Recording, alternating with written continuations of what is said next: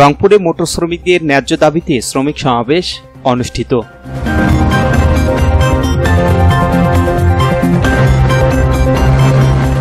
আসসালামু আলাইকুম।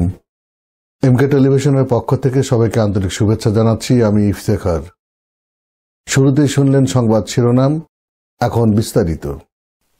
রংপুরে জেলা মোটর শ্রমিক ইউনিয়নের সাধারণ শ্রমিকদের উদ্যোগে তাদের ন্যায্য দাবি আদায়ের লক্ষ্যে এক শ্রমিক সমাবেশ অনুষ্ঠিত হয়েছে।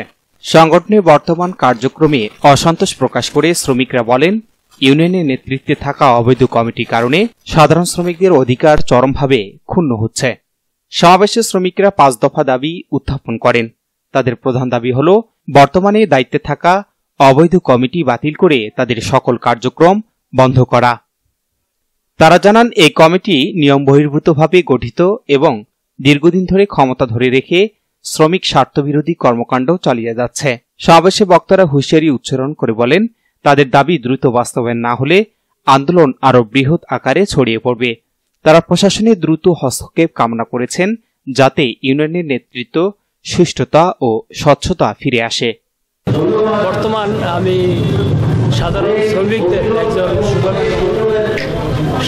শ্রমিকদের ন্যায্য দাবি দেওয়ার পক্ষে যে আন্দোলন, যে সংগ্রাম চলছে, সেই আন্দোলনকে আমি পরিপূর্ণভাবে সমর্থন করি।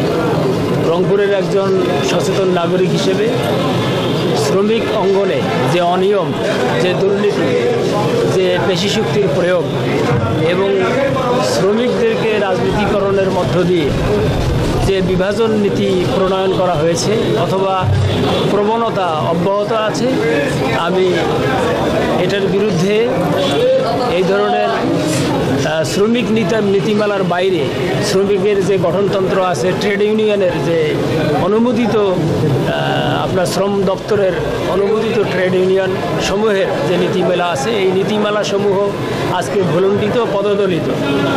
কোনো নীতিমালাই পরিপালিত হচ্ছে না বিধায় সাধারণ শ্রমিকরা আজকে 6 দফার ভিত্তিতে রংপুর কেন্দ্রীয় বাস টার্মিনাল থেকে যে আন্দোলনের ঘোষণা দিয়েছে, আমি ব্যক্তিগতভাবে আন্দোলনকে সমর্থন করি এবং তাদের 6 দফা ন্যায্যতার ভিত্তিতে প্রণীত এবং এই 6 দফা শ্রমিকের অধিকার সংরক্ষণ করে বলে আমি দৃঢ়ভাবে বিশ্বাস করি। অনতিবিলম্বে রংপুরের শ্রমিকদের ন্যায্য অধিকার, তাদের সেবা, তাদের পাশে দাঁড়ানোর জন্য একটি অবাধ, নিরপেক্ষ, গ্রহণযোগ্য নির্বাচন একান্ত জরুরি। নির্বাচনের মধ্য দিয়ে একটি শ্রমিক সংগঠন যদি এখানে এই প্রতিষ্ঠান যদি হয়, তাহলে শ্রমিকরা তাদের ন্যায্য আশা করি। আমাদের এই আয়োজনটা বর্তমান রংপুর জেলা মোটর শ্রমিক পাশে জুলাই আগস্টের পরে আমাদের রংপুর জেলা মোটর শ্রমিক ইউনিয়ন নেতৃত্বহীন হয়ে পড়ে। সেই নেতৃত্বহীন হওয়ার পরে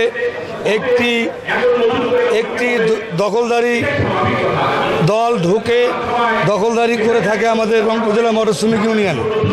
সেই দখলদারি কমিটিকে 3 মাস সময় দেয় একটি দল।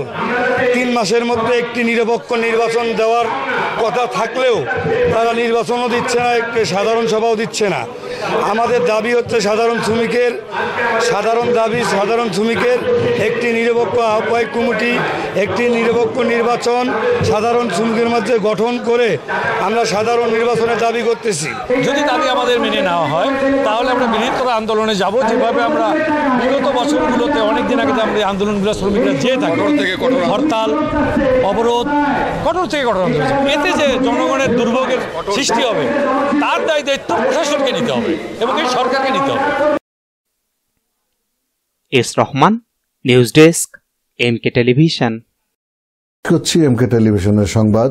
এতক্ষণ আপনারা আমাদের সাথে থাকার জন্য অসংখ্য অসংখ্য ধন্যবাদ।